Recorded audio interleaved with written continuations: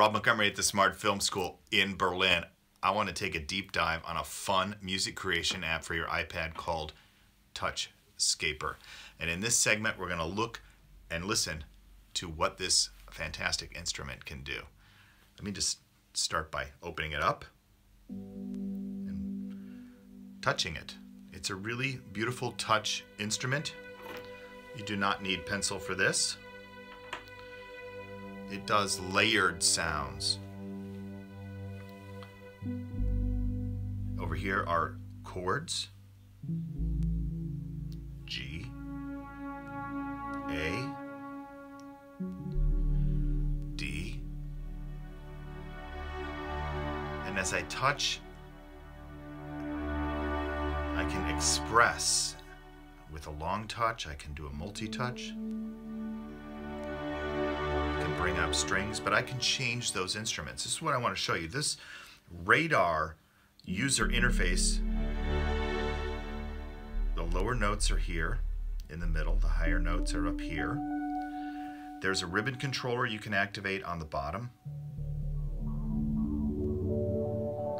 and one on the side. You can change that to a scale or a chord arpeggio or a run, basically a mode through that chord. So you can just play it like an auto harp at the very simplest way to use this app. And all of these chords that are over here are in the key of E minor. So this is the app. It doesn't cost much. The developer's really responsive. I've asked questions about the app.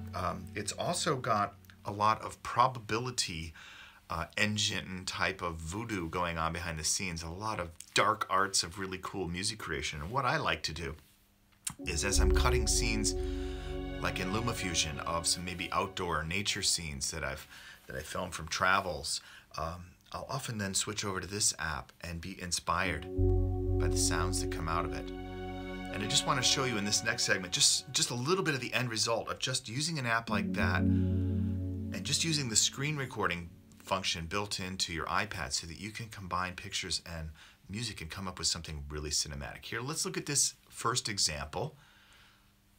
A sunset recorded on the Isle of Crete in the month of March 2020, right before global lockdowns took effect. We were stuck here on this deserted isle. And so I'd filmed this, and then when I came back, I started to do a lot of daily just kind of note-taking with the music with this app, Touchscaper. And it came up with 24 different new melodies, themes that I'll be using in future film projects. So I'll give you a link to that, or I'll include them in this course as well, so you can be inspired by that. That's one way to use these types of moments and these types of technologies as a way to explore your inner artist and your inner musician, even if you don't know any music theory. So watch this first example from the Isle of Crete with video and then sounds recorded with the Touchscaper app. And then we'll take a deep dive into these controls.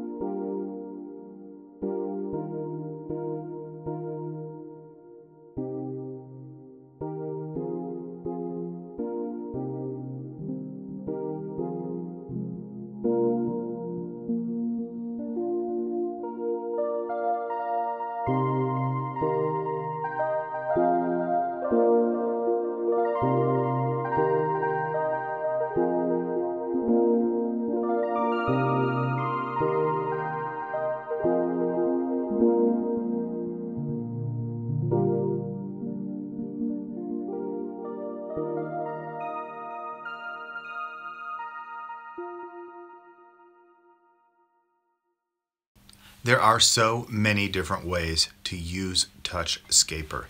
As a performance instrument, as a compositional tool, I want to just take you back to the beginning here. And when you first open it up, you're going to have to agree to be in a certain musical key. like A, B, C, D, E, F, G, or a minor variation of those. So let's understand that that's all controlled. On the top right corner, there's a folder there that has instruments, which change the sounds that you're using. We'll do that in another segment. Let's just focus on the chord progressions. The keys that you can choose, there's already a lot preloaded, and then of course you can customize these. So if we say we want to be in E minor, we're going to use the natural minor scale for that as a default. And if you edit that, you'll see these are the chords it's going to put in: G, A minor, B minor, C, D, and of course E minor. And then for each of these chords, you can then further designate a modal scale for how the instrument will choose notes to use, and that's what brings such rich variety to the sounds that in this instrument. So here I am in the Dorian mode on the A minor, but if I wanted to change that, I could make that the melodic minor or the Phrygian. Maybe I'll just choose the double harmonic minor for that. Whenever that chord is played, it'll use that scale. And for the B minor or the C, it gives you a suggestion of, hey, that might be a more, Mixolydian might be a more interesting mode. Well, give it an audition. You got nothing to lose here. You're not going to be able to play a wrong note in this app. You're just going to be able to play either really interesting ones or less interesting ones. And some of that has to do with how you set some of these things and your exploration for your songs. It can also suggest a chord for you if you wanted to add a chord to your list. Like say you wanted to play a G sus4. Well, you may not know that G sus4 comes from the relative major of E minor, which is G major. You don't have to know that. The app knows that for you. So it's pulling chords here that you can add to your chord progression that like professional composers know. They know, hey, I can borrow chords from a relative major and I can move beyond these tonic, constructions, and I can get more richer compositions, go to a parallel mood for something like building a bridge or a counterpoint in a melody. So G sus4 sounds great. I just made a good case for it. It's now added. And one other thing, while you're here, check out this circle with the 4 slashes on each quadrant. It's like a compass, but on the east, it's got a little arrow. And what this is like a chord explorer. So as we're here with G sus4, a chord borrowed from that relative major. I know we're going way over your head, but I'm just letting you know that there's really no wrong way to use this app to try and find interesting chord progressions as you want to write original music. You can audition those just by tapping. And I like to keep this open. In fact, I'm going to show you in my next example how I've used this, even though it's not meant as a performance component of the app, I use it to write. So there's no wrong way to write music when you're, and this is a beautiful way to do it. Basically what you're looking at here are concentric rings here. In the middle is your chord that you selected, G sus4 or D. Let's go back to G sus4. And then right here, C sus2, it's in the ring with 3+. Now 3+ means there are 3 or more notes that are common between those two chords. Voila, yeah? And in the ring of 2, it means that G sus4, for example, and A minor 7 have 2 notes in common. Okay, so they're gonna play nicely together. And then notes that have chords that have 1 note in common, like G sus4. But that 1 note in common gives us that bridge between the relative major and the E minor key. E minor is our key, G is our relative major. And here I'm looking at chords with G major and G sus4, G sustained 4. Let's go to E minor and see what some of the chord choices are. You can see that G sus4 is out in the outer ring, but the ones that are closer are going to be like a C major 7, a C6, a B sub4, and these just have different little bit of colors. And so you don't have to know how to finger those chords on a guitar or piano or any other instrument. You can just use your ear to find a beautiful progression, and then you can change those chords and the sequence of those chords over on that strip on the left. And you can do something like I'm going to show you right now.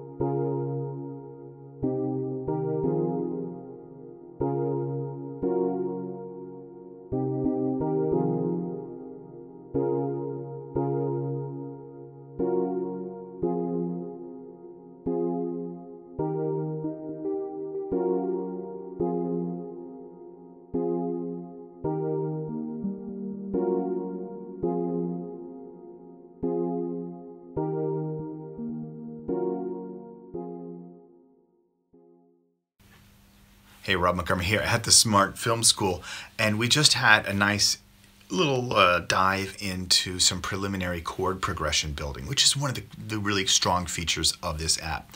One of the other really strong features of it is the way that it can layer instruments. So let's go back to the top right corner and touch that folder icon, and then tap the tab, goes to instruments. And now you can hear an audition with the first touch, different sounds.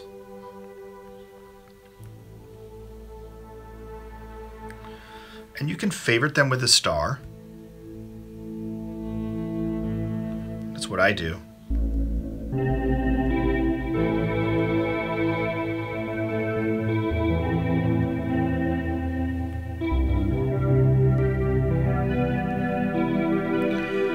What I find is when I'm writing new music, I'm either inspired often by a first exploration of just, hey, I'm looking for a new tone, a new sound to brings a new mood, a new feeling.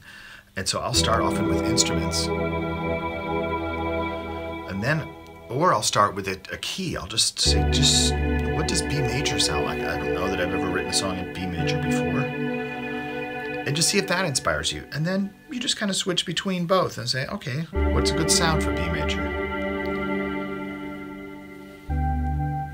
Maybe that one.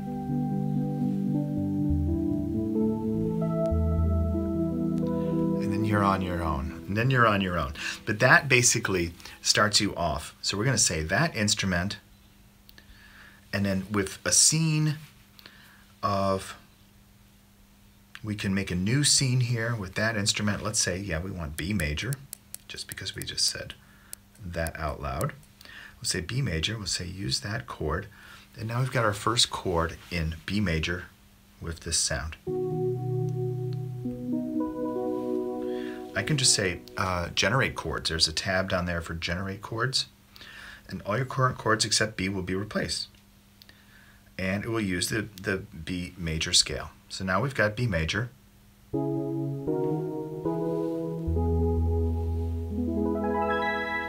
Nice. Nicely done.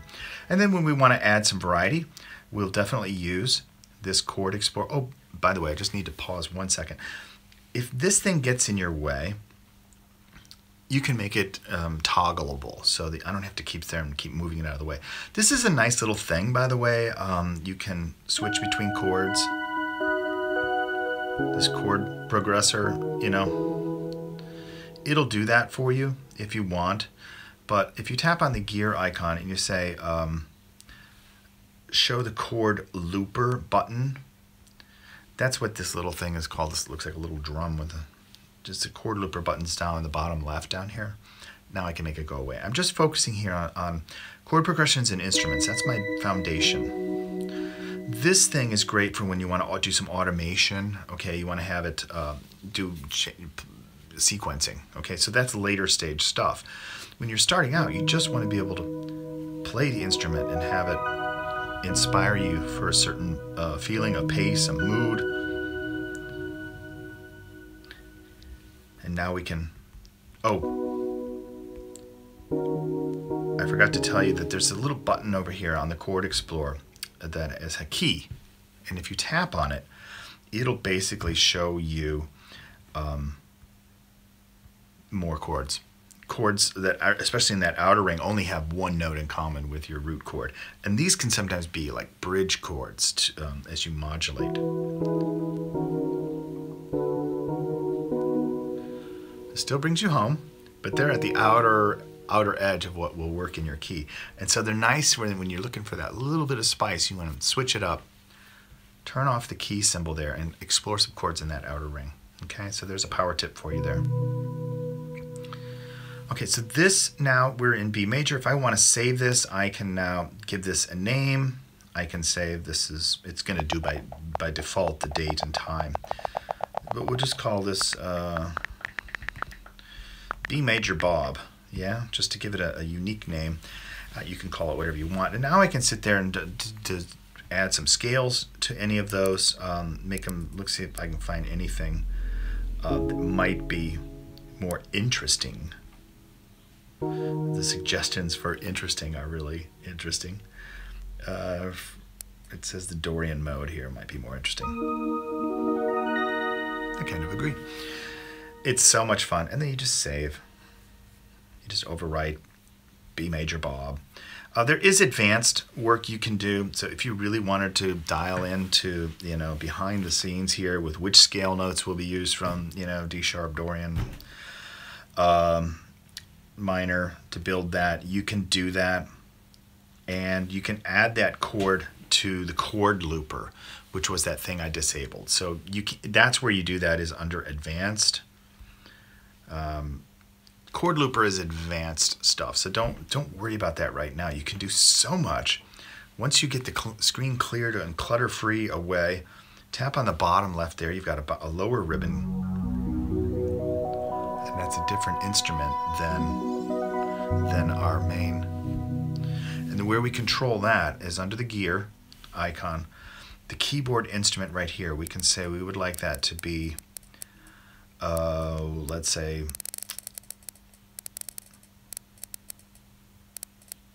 swirly sweep, set as a ribbon instrument, yes? So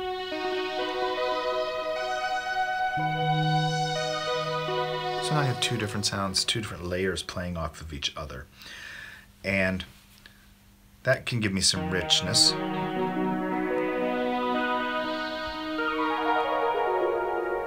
This little button right here, the 3 dots straight up and down, and then 3 dots at an angle, it's going to change this ribbon instrument.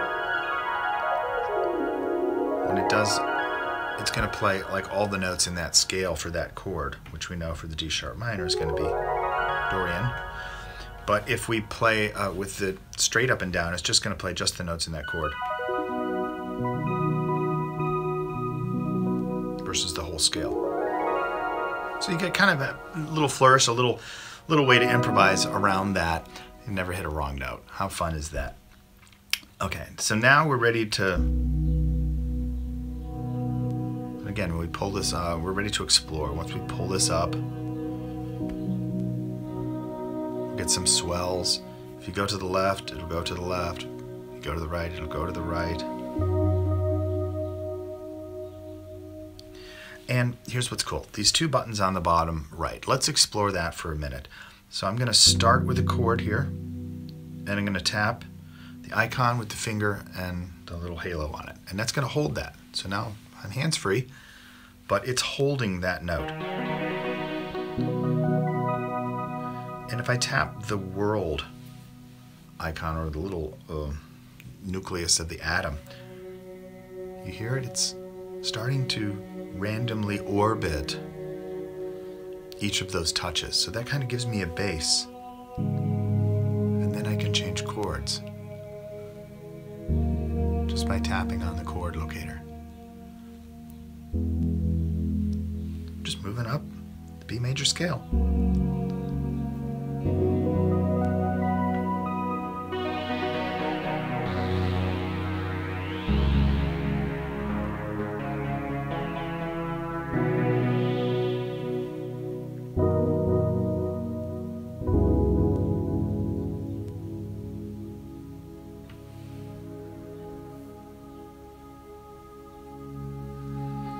You see how I switched there to a new pattern? I held it with a longer extension and then animated it again with the orbit. And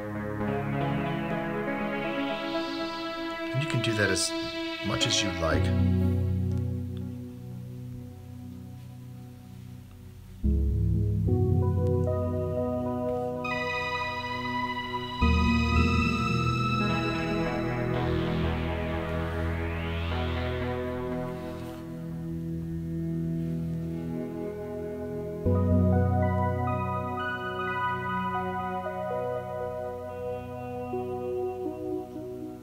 And then just tap off of those icons and you'll get a nice satisfying resolve to your piece. So again, I like to do these, and often before I'll start, I'll just swipe from the top right and start a new screen recording, and then I'll play around 15-20 minutes and then stop that. And then I have a visual note as well as great sound quality of the chords that I was playing, the instruments I've used, that I can reference later. Because I rarely I'll use that just straight as a performance. Sometimes you get lucky, and you don't want to do anything. But if you want to have those as notes, as like scratch tapes or high quality, the note taking is incredible because you've got all the chords, the scales. If you've saved it as a scene, it'll have all that information that you can reference when you go and build a song on your computer or in the iPad using other software. So it's really powerful as a composition tool. Now, if you want to change the mix of those levels of those instruments, we'll tap up on the icon of the speaker. You can see that the main instrument volume and the ribbon instrument volume, as well as the master output. Now, what I do is I always, on my synthesizers on iPad, always bring the master output down a little bit. Because I notice sometimes when I do screen recordings, it'll get distorted. So there's a power tip for you there. And then just save those and start exploring. So why don't you do that? Make that kind of your first self-assignment here. Just kind of get the screen to looking where I've got it right now, where the chord looper button is hidden away down there. Remember, you get that from the settings. Chord looper button. You can toggle that. Pick a note, build a key, build a new scene, explore an instrument that you like as a main instrument, then change the one for the ribbon. Remember, the main instrument is changed up here under the folder, Instruments. And then the ribbon instrument is changed over here under the Settings. And on this one you have to choose it, and then you have to say set ribbon instrument, and yes. So it's like a few more presses. But they're from the same list. So as you start to get familiar with the sounds of the different instruments, you'll be able to quickly get it there from the ribbon instrument. Okay. Happy composing, and I'll see you in the next segment where we'll talk about using this app to control other synthesizers on your iPad to get even more rich and complex original sounds.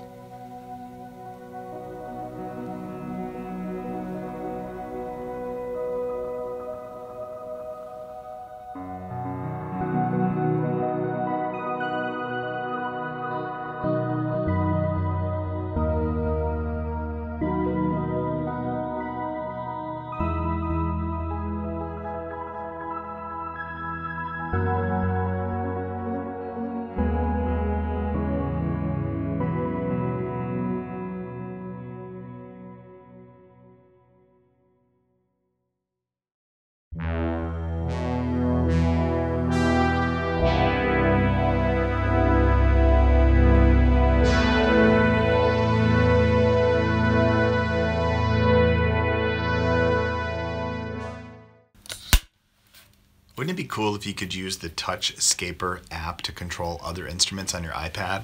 Well, you can do that using the MIDI control, and this is one of the new features that the developer Robb Jackson has added to this amazing app. So let's take a look. The sounds that he's already put in here are pretty impressive. But there's nothing like this. A sequenced Oberheim that's just melting down, and you want to have some control over, like, change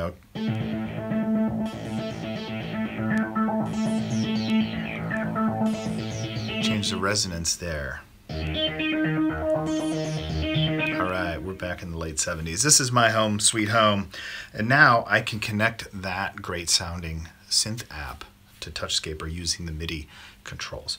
So that is the icon here on the top that looks like a MIDI plug with its pins.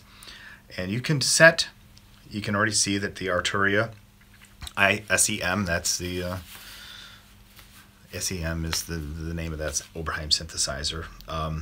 So it was like before the OBX and the OBXA. It was modular. So that's what that M means on that, I imagine, modular. Anyhow, there it is. So I could set that as instrument A. Now, of course, you have to make sure that you've got background audio set on your synth app and that the MIDI is enabled. But that's easy to find under the prefs. And if you've done any of this before with other apps, it works the same way.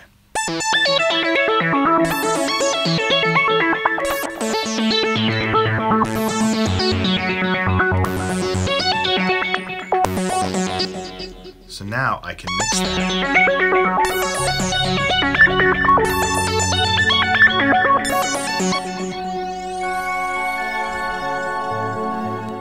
that's interstellar organ, but I could change that to, this is the ribbon instrument, by the way. If I change that to Big Bad Bob, for example, set that as the ribbon instrument. Now I can play that against the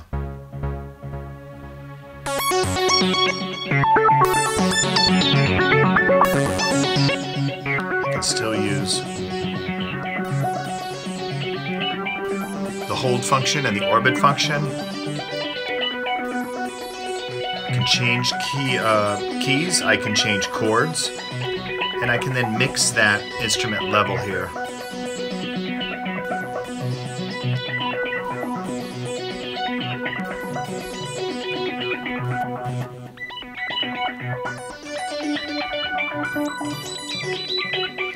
But this did not change that MIDI level. So to do that, you're going to have to do that at the master instrument. And that's what I do. So the output level here on the top right, bring that down so that it'll mix better over here with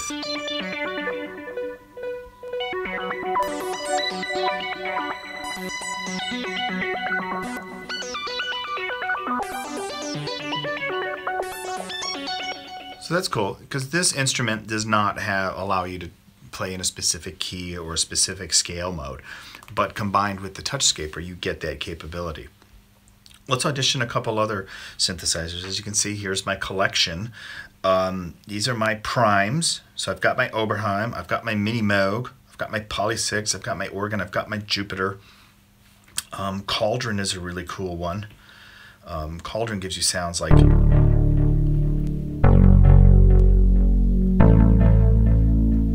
this.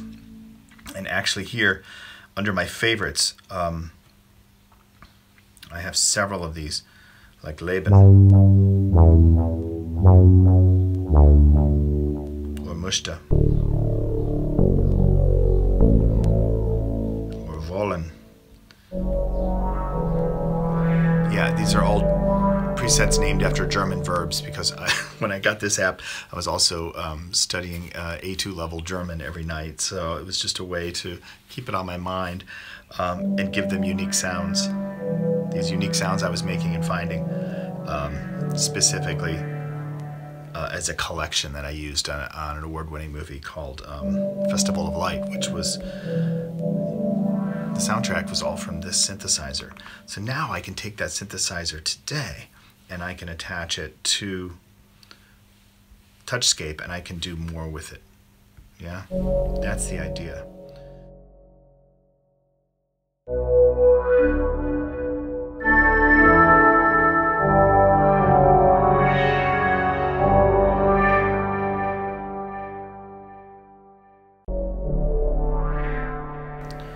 Another one that I like to use that gives a rhythmic element is Synth One. Now, Synth One is a free app, so what are you waiting for? Go grab it. It's amazing. It's like having a great special effects kind of synthesizer. It also does things like micro tunings, so now you can, and sequencers, so now I can have a sequenced or arpeggiated line. I can assign it to a specific micro tuning scale. And now I'm getting off the radar, but let's go back to the radar and try to attach that to Touchscape.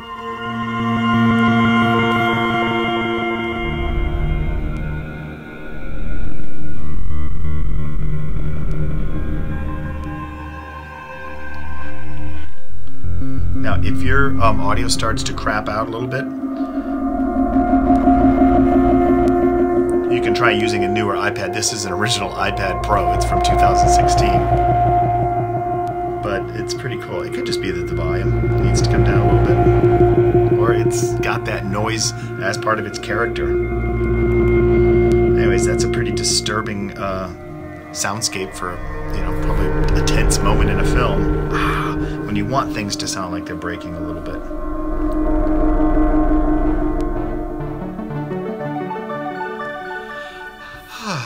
The end. So that's MIDI, and that's what you can start to explore too, is assign it to different controllers and different instruments. You can come up with some interesting examples. Here's another one I'll send you out of this segment so you can get inspired. And if you wait until the end, you'll see which of these synthesizers and which presets I used. Enjoy.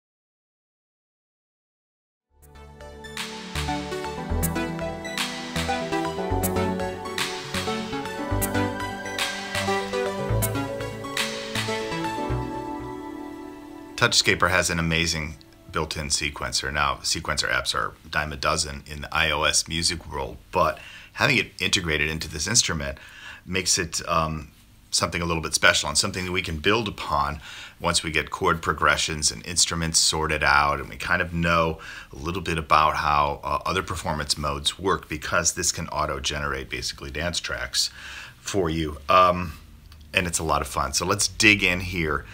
And this is now where we will bring up that chord looper. So now, you know, that instrument, this controller that I said, it's probably a good idea just to hide away at first until you get the understanding of some of the other controls. Now we're going to bring it to the forward. And I'm going to show you here that these buttons on the outside, these icons here, there's an arranger, there's the player.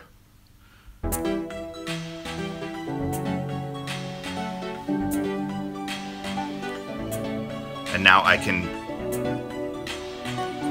have other instruments that I control on the radar and with the ribbon controller, right? So that I can play against that.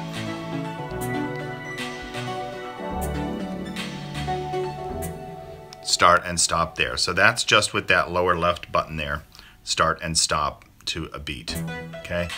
What it's going to be playing is a sequence that you program here and here, okay? Now I'm just using some basic synth sounds and a little bit of percussion, but you basically have drums, percussion, synth, and touch. And the way I program it is I use this top left button. I found that this was a really intuitive way to get into this. And it looks like I've thrown a bunch of Yahtzee dice here, some six-sided dies into some of the cells here. So if you're familiar with like a 16-step sequencer, you know, some of these things might be familiar to you, like, you know, a bass drum, a kick, a clap, a hi-hat, cymbals, things like that. And you can basically look at several different patterns that you can program here. And like with the synthesizers on patch number 3, for example, I've just randomly just touched some of those places. Unbelievable.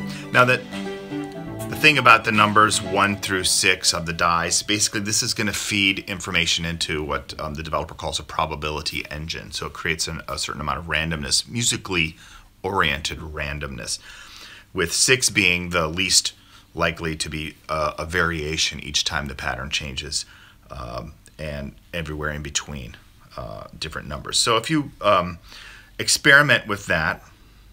You'll see, like, so on pattern number 3, I've got synths, and then I've got some percussion here, and no drums. Okay, I'm going to turn off the chord looper so we can just focus on just this sequencer.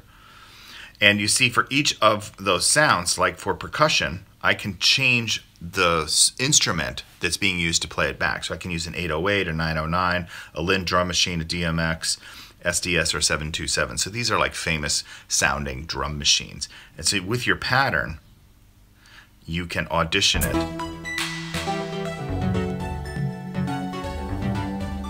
You hear it's a different drum sound altogether. Here's a Linn drum, very famous 80s sound. Every 80s hit, right there, with that snare drum.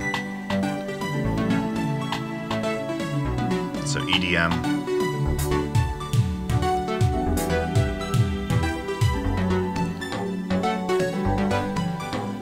And the same with the synthesizer. So using the built-in instruments, you can make it sound like an OBX or an SEM, which is another Oberheim product, Mini Moog.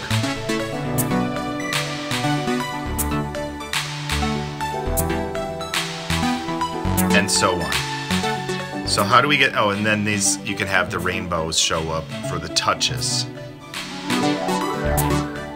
Pretty nice touch. So how do we get started making our own pattern? Let's stop this pattern and let's clear this out, okay? So to clear this out, let's just pick a new key to play in. Let's say, let's do something in F major. And now that sequencer is cleared out, okay? So you could have just chosen another preset number, you know, 1, 2, 3, 4, 5, all the way up to 10. But I just like to keep things a little bit fresh here. And now we're in the key of F major. Let's start with a percussion or a drum beat, right? Let's say a bass drum. I played that. It'll play a bass drum. Bum, bum, bum, bum. It's got a little bit of a push to it, so this will be definitely kind of a dance-oriented beat.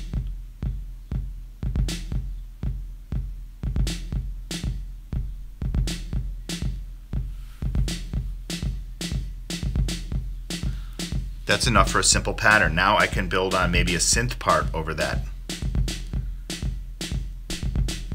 Here's what I do. I just kind of randomly touch. If you don't like that synth sound, you can go with, you know, an OBX.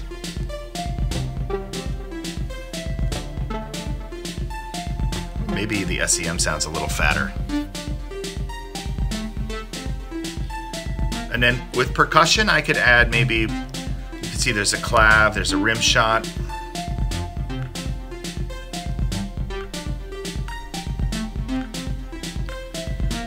You can spend more time putting these in the right spots, but you can see it's real rhythmically oriented.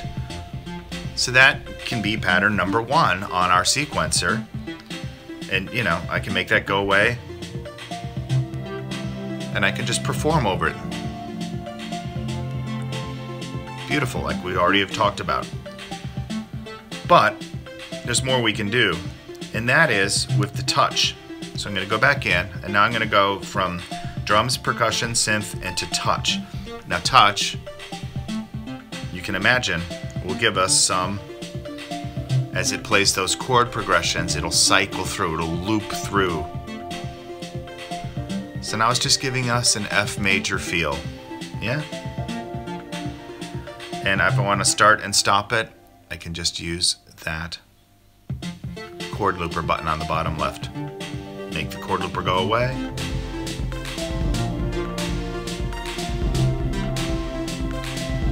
And what's cool is that these touch instruments that I'm using here in the radar and in the ribbons, they can be different instruments. So I can set those instruments here. You can even create your own instrument. So here I can use dark strings for voice A and analog brass for voice B. I've called that Robb X. Robb OBX basically. And now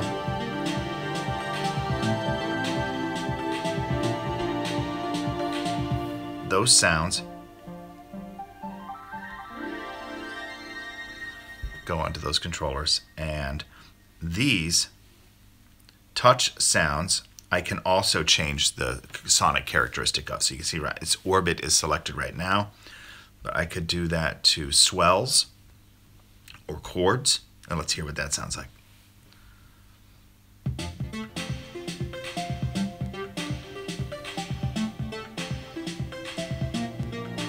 There's swells. And look, I want you to have some fun with the sequencer. I just showed you how to get started with it, so have fun. Well, I hope you enjoyed this little quick tour of the amazing Touchscaper app. Like I said, I've only been playing with it for about 6-8 weeks, but it is really growing on me. It's kind of my go-to app for coming up with original music, and I hope that you enjoy it. That's why I put it here at the beginning of my course for iPad music. You know, I play with all of these instruments that you see here, Touchscaper, GarageBand, but oftentimes it'll start just by picking an individual synth because I want to explore some of the presets and tweak them. You know, so I might have a Mellotron or a Mini Moog or a Jupiter 8 or an Oberheim or a Korg Poly 6 or a Prophet, you know, so it's also kind of the pursuit of sounds of the 70s and 80s that I grew up with. Cool organ sounds there with Galileo too. And so this is my, steal this, buy these apps, you will not be disappointed. This is my prime collection. And that's what I like to teach here, is how to make, you can make your own original music using a nice little, you don't need all of these, of course. You can just get by with a couple. You can just use GarageBand. And that's what I show in my master class on this, how to use free apps like Figure and GarageBand. So, hey, I'm Rob Montgomery. This is the Smart Film School, and I hope you're having fun making music with me.